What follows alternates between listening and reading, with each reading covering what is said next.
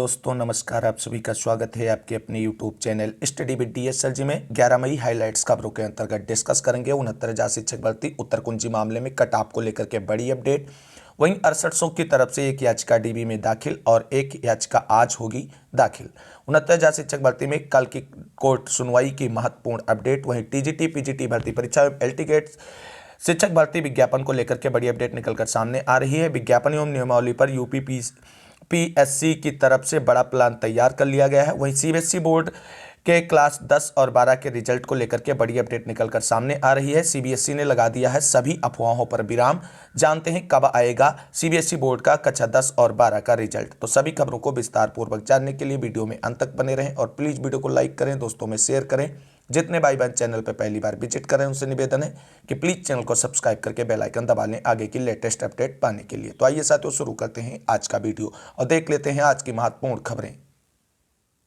सबसे पहले बात कर लेते हैं सीबीएसई बोर्ड के रिजल्ट को लेकर के बड़ी अपडेट। लगातार सोशल मीडिया और यूट्यूब चैनलों के माध्यम से सीबीएसई बोर्ड के रिजल्ट को लेकर के लगातार अफवाहें और फर्जी डेट जो है वायरल की जाती रही। लगातार यूट्यूब पर भी देखते हैं कि आज आ जाएगा, कल आ जाएगा, लेकिन इन सभी अफवाहों पर विराम लगाते हुए सीबीएसई बोर्ड की तरफ से ऑफिशियल क्लेरिफिकेशन जारी कर दिया गया है। बोर्ड रिजल्ट को लेकर के परीक्षा परिणाम 15 मई के बाद सीबीएसई केंद्रीय माध्यमिक शिक्षा बोर्ड यानी सीबीएसई ने स्पष्ट कर दिया है कि शैक्षणिक सत्र 2022-23 के 10वीं और 12वीं के परीक्षा परिणाम 15 मई के बाद जारी किए जाएंगे। मालूम हो कि बुधवार को इंटरनेट मीडिया पर एक नोटिस तेजी से प्रसारित हुआ था जिसमें बताया गया कि सीबीएसई के परिणाम 11 मई को जारी होंगे।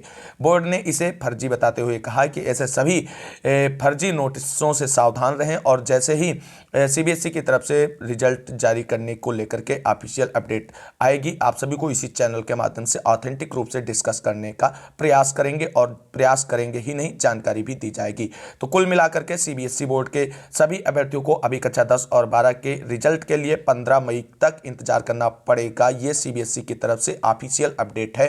तो बिल्कुल सोशल मीडिया से बचें क्योंकि सोशल मीडिया लगातार भ्रामक खबरें इस मामले को लेकर के फैला रहा था। अब सीबीएसई ने खुद क्लियर कर दिया है तो यानी 15 मई के बाद ही कक्षा 10 और 12 का रिजल्ट देखने को मिलेगा सीबीएसई बोर्ड का। तो ये थी सीबीएसई बोर्ड परिणाम से जुड़ी हुई महत्वपूर्ण अपडेट। अब मूव कर लेते हैं अगली प्रमुख खबर की तरफ। अब बात कर लेते हैं यूपीपीएससी की तरफ से विज्ञापन और आगे की प्रक्रिया को लेकर के महत्वपूर्ण कदम को लेकर के क्या है बड़ी अपडेट। तो विज्ञापन के साथ नियमावली भी जारी करेगा यूपीपीएससी। बड़े प्लान की तैयारी में है। नई व्यवस्था लागू होने से कम होंगे विवाद, समय से पूरी हो सकेंगी भर्तियां। विज्ञापन और नियमावली के विवाद के कारण सालों से फंसी है एपीएस भर्ती। खबर जानते हैं विस्तार से। उत्तर प्रदेश लोक सेवा आयोग यानी यूपीपीएससी अब भर्ती के विज्ञापन के साथ संबंधित विभाग की सेवा नियमावली भी जारी करेगा ताकि भर्ती के बाद कोई विवाद न हो और कम से कम मामले कोर्ट जाए। भर्ती परीक्षाएं समय से पूरी हों, इसे देखते हुए आयोग ने यह कदम उठाया है। तमाम विभागों की सेवा नियमावली में समय समय पर संशोधन होते रहते हैं। भर्ती के विज्ञापन जारी होने के बाद ऐसे अभ्यर्थी भी आवेदन कर देते हैं जो नियमावली की शर्तों को पूरा नहीं कर रहे होते हैं। ऐसे में अभ्यर्थियों का चयन हो जाता है लेकिन नियुक्ति नहीं मिल पाती है। ऐसे में जिन अभ्यर्थियों का चयन नहीं हुआ है वह कोर्ट चले गए और नियमावली के विवाद में पूरी भर्ती ही फंस गई। अपर निजी सचिव यानी एपीएस भर्ती इसका एक उदाहरण है। एपीएस भर्ती 2010 में अभ्यर्थियों को नियमावली का उल्लंघन करते हुए शॉर्ट हैंड में 8% तक की गलती पर छूट दी गई थी। यह गड़बड़ी सीबीआई जांच में पकड़ी गई। इसके बाद सीबीआई ने इस भर्ती में अनियमितता को लेकर तत्कालीन परीक्षा नियंत्रक के खिलाफ नामजद एफआईआर दर्ज की। इसी आधार पर एपीएस 2013 की भर्ती भी हो रही है थी और एपीएस 2010 के मामले में मुकदमा दर्ज होने के बाद आयोग ने एपीएस भर्ती 2013 की 2 चरणों की परीक्षा निरस्त कर दी और पुनर्विज्ञापन जारी कर पुराने अभ्यर्थियों से दोबारा आवेदन मांगे गए थे। तो कहीं ना कहीं इस तरीके से यूपीपीएससी की तरफ से एक सराहनीय और अच्छे कदम उठाए जा रहे हैं। अगर इस तरीके के कदमों का सार्थक परिणाम निकलकर सामने आया तो आने वाले समय में जो भी यूपीपीएससी की तरफ से भर्तियों का आयोजन किया जाएगा वो समय से निस्तारित होंगी और कोर्ट में कम से कम फंसने के चांसेस उनके बनेंगे। तो इस तरीके से लगातार कुछ न कुछ इंप्रूवमेंट देखने को मिल रहा है यूपीपीएससी की तरफ से और सभी भर्तियों से संबंधित मामले के जितने भी मुद्दे हैं जो कहीं ना कहीं भर्तियों को फंसाते हैं उनको पहले ही सॉर्ट आउट करने का प्रयास किया जा रहा है यूपीपीएससी की तरफ से। तो ये एक अच्छी पहल की जा रही है यूपीपीएससी की तरफ से और एक बड़ा आयोग होने के नाते इस तरीके के सकारात्मक कदम उठाने कहीं ना कहीं अभ्यर्थियों के हित में नजर आएंगे। तो ये थी यूपीपीएससी की तरफ से विज्ञापन और नियमावली को लेकर के महत्वपूर्ण अपडेट। अब मूव करते हैं अगली प्रमुख खबर की तरफ। उत्तर प्रदेश से जुड़ी हुई बड़ी अपडेट निकलकर सामने आ रही है। उत्तर प्रदेश नहीं, ये बिहार शिक्षक भर्ती से जुड़ी हुई बड़ी अपडेट है। उच्च माध्यमिक में शिक्षकों के 1958 पद खाली। नई शिक्षक नियुक्ति नियमावली के तहत राज्य के स्कूलों में शिक्षकों के खाली पड़े पदों पर नियुक्ति की जानी है। इसके तहत पटना जिले में भी नियुक्तियां होनी है। पटना जिले में उच्च माध्यमिक यानी कक्षा 11 व 12 स्कूलों में विभिन्न विषयों के 1958 पद खाली हैं। जिला शिक्षा कार्यालय ने इन पदों पर शिक्षक नियुक्ति के लिए सूची जारी की गई है। बताया गया है कि इन जिलों को लेकर के यहाँ तक इतना है। वहीं अगर राज्य के 38 जिलों के उच्च माध्यमिक स्कूलों में बात की जाए तो शिक्षकों के 57,618 पद खाली हैं। जिला शिक्षा कार्यक्रम अधिकारी अरुण कुमार ने बताया कि जिले के माध्यमिक एवं उच्च माध्यमिक स्कूलों में शिक्षकों के खाली पदों की सूची उपलब्ध करा दी गई है। साथियों, इस खबर को इसलिए डिस्कस किया गया है क्योंकि आप सभी को बता दें, आप सभी लोग देख रहे हैं बिहार सरकार लगातार शिक्षकों की बहाली को लेकर के कदम उठा रही और जल्द ही वहां पर आप सभी को एक बड़ी शिक्षक बहाली देखने को मिलेगी। हालांकि उत्तर प्रदेश सरकार अभी तक हाल फिलहाल में इसको लेकर के कोई भी ऐसा प्लान निकलकर सामने नहीं आया है जहां पर शिक्षकों की भर्ती को लेकर के कोई कदम सरकार की तरफ से आगे उठाया गया हो। हालांकि अब पिछले हफ्ते यानी 2 मई से आपको बता दें, नए शिक्षा सेवा चयन आयोग के गठन को लेकर के बड़ी खबर निकलकर सामने आ रही है और जल्द ही अब उत्तर प्रदेश में भी कहीं ना कहीं नई शिक्षक भर्तियों का विज्ञापन देखने को मिलेगा, जिसमें एलटी शिक्षक भर्ती हो सकती है, प्राथमिक शिक्षक भर्ती हो सकती है और लंबित भर्तियां हैं, टीजीटी, पीजीटी और असिस्टेंट प्रोफेसर भर्ती परीक्षा, इन सभी का आयोजन होता नजर आएगा। उससे जुड़ी हुई खबर आगे अभी वीडियो में डिस्कस करते हैं विस्तार पूर्वक। आप सभी लोग वीडियो में बने रहें। साथियों, अब बात कर लेते हैं उत्तर प्रदेश में नई प्राथमिक शिक्षक भर्ती, टीजीटी, पीजीटी, एलटी शिक्षक भर्ती और असिस्टेंट प्रोफेसर भर्ती परीक्षा से जुड़ी हुई महत्वपूर्ण अपडेट के साथ साथ यूपी टेट और सुपर टेट के आयोजन को लेकर के बड़ी अपडेट निकलकर सामने आ रही है। तो उसको साथियों, जैसा कि आप सभी लोग जानते हैं कि उत्तर प्रदेश में अब सभी प्रकार की लंबी शिक्षक भर्तियां और नई शिक्षक भर्तियों का आयोजन जो है वो नए शिक्षा सेवा चयन आयोग के गठन के बाद ही पूरा होगा। अब आपको बता दें, नए शिक्षा सेवा चयन आयोग के गठन का ड्राफ्ट तैयार कर लिया गया है 12 सदस्यीय समिति के द्वारा और इसे जल्द ही माननीय मुख्यमंत्री जी के समक्ष रखा जाएगा और जैसे ही कैबिनेट की इस पे मुहर लगती है, नया शिक्षा सेवा चयन आयोग अपने मूर्त रूप में आ जाएगा और फटाफट आगे की जो भी लंबित भर्तियां हैं, नई भर्तियां जो उसे करानी है, उन सभी पर विचार किया जाएगा। खबर जानते हैं विस्तार से। शिक्षा सेवा चयन आयोग का संशोधित ड्राफ्ट 12 सदस्यीय समिति ने तैयार कर लिया है। आचार संहिता बाद इसे मुख्यमंत्री जी के समक्ष पेश किया जाएगा। अगर सब कुछ ठीक रहा तो जल्दी इसे कैबिनेट से मंजूरी प्रदान कर दी जाएगी और शिक्षा सेवा चयन आयोग अपने मूर्त रूप में आ जाएगा और मंजूरी मिलने के बाद आयोग के अध्यक्षों एवं सदस्यों की नियुक्ति की जाएगी। उम्मीद है जून तक यह कार्य संपन्न हो जाएंगे। वहीं आपको बता दें, जुलाई अगस्त से आयोग धरातल पर कार्य करना शुरू कर देगा। सबसे पहले पेंडिंग परीक्षाएं जैसे टीजीटी, पीजीटी, असिस्टेंट प्रोफेसर की तिथियां जारी करेगा और उसके बाद बता दें, सबसे पहले नई भर्ती का विज्ञापन, एलटी ग्रेड शिक्षक भर्ती का विज्ञापन हो सकता है माध्यमिक शिक्षा सेवा चयन आयोग की तरफ से। और वहीं आपको बता दें, इसी बीच आयोग यूपी टेट 2023 की अधिसूचना भी जारी कर देगा जो अक्टूबर-नवंबर में होने की संभावना है दिख रही, परंतु देखते ही देखते यह साल चला जाएगा और हमारे हाथ कुछ नहीं लगेगा। इसका मतलब यह है, अगर अक्टूबर-नवंबर में शिक्षा सेवा चयन आयोग यूपीटीटी 2023 का आयोजन कराएगा तो सुपर टेट का आयोजन इस वर्ष होना मुश्किल माना जा रहा है। हालांकि आप सभी को बता दें, ये सरकार है, अगर चुनावी माहौल देखते हुए अपने मौके को भुनाना चाहेगी तो शिक्षक भर्ती का विज्ञापन जारी कर सकती है और जिस तरीके से 69,000 शिक्षक भर्ती में एग्जाम हुआ था जनवरी के समथिंग, उसी तरीके से आपको बता दें नई प्राथमिक शिक्षक भर्ती का भी एग्जाम आप सभी को जनवरी तक देखने को मिल सकता है। लेकिन फिलहाल अभी आपको बता दें, जब तक शिक्षा सेवा चयन आयोग मूर्त रूप में नहीं आ जाता है तब तक इन सभी चीज़ों पर केवल कयास लगाए जा सकते हैं, बाकी और कुछ नहीं किया जा सकता है।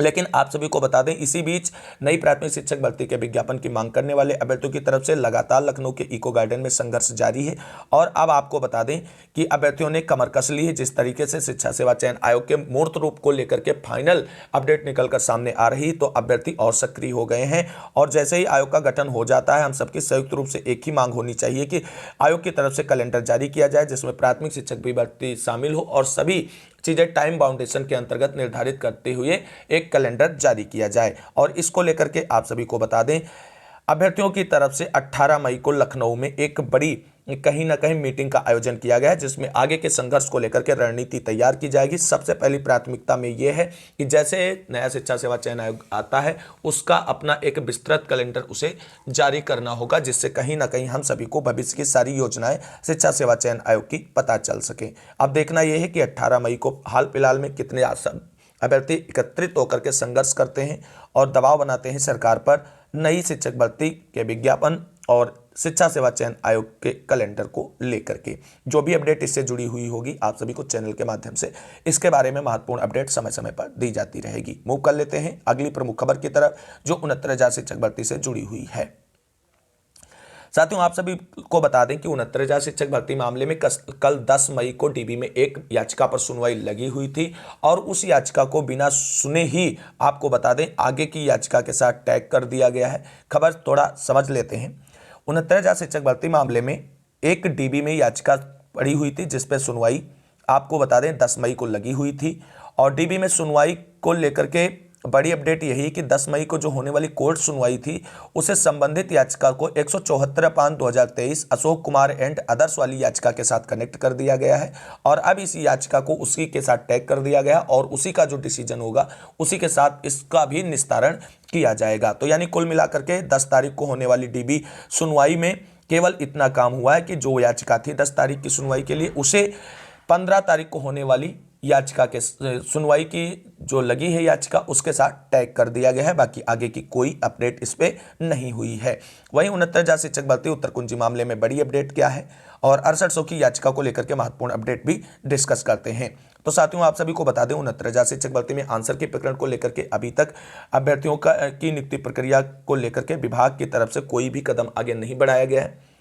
लगातार कंटेम्प्ट ऑर्डर जारी हो रहे हैं हाईकोर्ट से, लेकिन बेसिक शिक्षा विभाग के कान पर जू तक नहीं रेंग रही है। देखना यह है कि आंसर की प्रकरण वाले अभ्यर्थियों के संघर्ष का दिन कितने लंबे जा सकते हैं, क्योंकि उनके पास सुप्रीम कोर्ट और हाई कोर्ट ऑर्डर होने के बावजूद भी उनकी नियुक्ति प्रक्रिया बेसिक शिक्षा विभाग नहीं कर रहा है। हालांकि मेन मुद्दा फंसा हुआ है कि कटाव को लेकर के कि किस कटाव पर आंसर की प्रकरण वाले अभ्यर्थियों की नियुक्ति प्रक्रिया पूरी की जाए। तो कल एक बड़ी अपडेट निकल कर आ रही है कि 69,000 शिक्षक भर्ती में आंसर की प्रकरण वाले अभ्यर्थियों की नियुक्ति प्रक्रिया इस कटाव पर निर्धारित की जा सकती है बेसिक शिक्षा विभाग की तरफ से।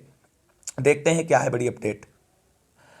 यहां पर आप सभी लोग देख सकते हैं कल बेसिक शिक्षा विभाग के अधिकारियों से रंजीत भाई और 6800 के साथियों की तरफ से मुलाकात की गई और वहां से बड़ी अपडेट निकलकर सामने आई है जिसको डिस्कस करते हैं आप सभी के साथ।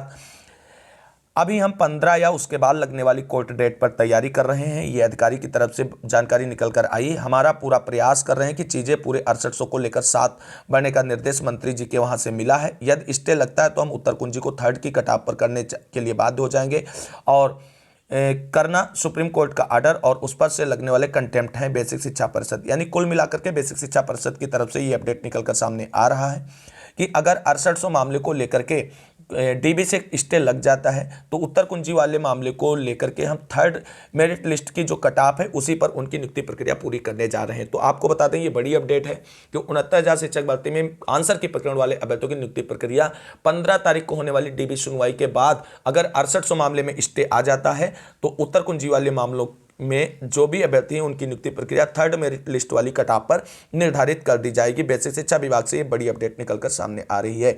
वहीं बात कर लेते हैं 6800 की डीबी याचिकाओं को लेकर के महत्वपूर्ण अपडेट। तो साथियों आप सभी को बता दें 6800 चयन सूची वाले अभ्यर्थियों की तरफ से एक याचिका डीबी में फाइल कर दी गई है जिसके अगवाकार विजय भाई हैं। उनकी तरफ से डीबी में याचिका फाइल कर दी गई है, रजिस्टर्ड करवा दी गई। हालांकि अभी उसकी सुनवाई के लिए केस स्टेटस या कॉज लिस्ट नहीं जारी किया गया है। जैसे उसके बारे में केस स्टेटस या कॉज लिस्ट निकलकर सामने आता है आप सभी को चैनल के माध्यम से उसके बारे में जानकारी दी जाएगी। हालांकि जबरदस्त तैयारी की गई है, जबरदस्त एविडेंट के साथ डीबी में जाया गया है। 6800 को लेकर के विजय भाई की तरफ से ये पूरा कमिटमेंट है कि उन्हें कहीं ना कहीं अब ATRA के बहाने ही 6800 सीटें मिल सकती हैं। तो कुल मिलाकर के इनका भी लोकस वही बनता जा रहा है जो ATRE वाले अभ्यर्थियों का लोकस बनता जा रहा है। वहीं आपको बता दें 6800 की तरफ से एक और याचिका आज डीबी में फाइल हो सकती है जिसके अगवाकार लक्ष्मीकांत भाई और उनकी टीम है। उनकी तरफ से कल याचिका फाइल नहीं की जा सकी थी डीबी में और उन्होंने बताया है कि 6800 के अभ्यर्थियों की तरफ से एक और याचिका डीबी में आज फाइल कर दी जाएगी। अब देखना यह है कि डीबी में जितनी याचिकाएं 6800 को कनेक्ट करते हुए जा रही हैं क्या उन सभी याचिकाओं को एक साथ कनेक्ट करते हुए सुनवाई होगी या कहीं ना कहीं फिर उनका जो लोकस है जो उनकी डिमांड है उसको देखते हुए 174/2023 अशोक यादव एंड अदर्स वाली याचिका के साथ इन सभी को भी न टैग कर दिया जाए और एक बंच के रूप में इन सभी याचिकाओं की सुनवाई होती नजर आए। जो भी अपडेट आएगी इससे जुड़ी हुई जैसे ही लक्ष्मीकांत भाई की तरफ से याचिका डीबी में फाइल की जाती है और दोनों याचिकाएं जो विजय भाई और लक्ष्मीकांत भाई की है उस पर जैसे केस स्टेटस या कॉज लिस्ट जारी होता है आप सभी को चैनल के माध्यम से सबसे पहले और सटीक जानकारी देने का प्रयास करेंगे। इसके लिए जिन भाइयों ने अभी तक चैनल को सब्सक्राइब नहीं किया है, बहनों ने, सभी लोग चैनल को सब्सक्राइब करके बेल आइकन दबा लें। इस वीडियो को अंत तक देखने के लिए सभी साथियों को तहे दिल से शुक्रिया, बहुत बहुत धन्यवाद। मिलते हैं अगली वीडियो में, तब तक के लिए सभी साथियों को जय हिंद, जय भारत, वंदे मातरम। आप सभी साथियों का दिन शुभ हो।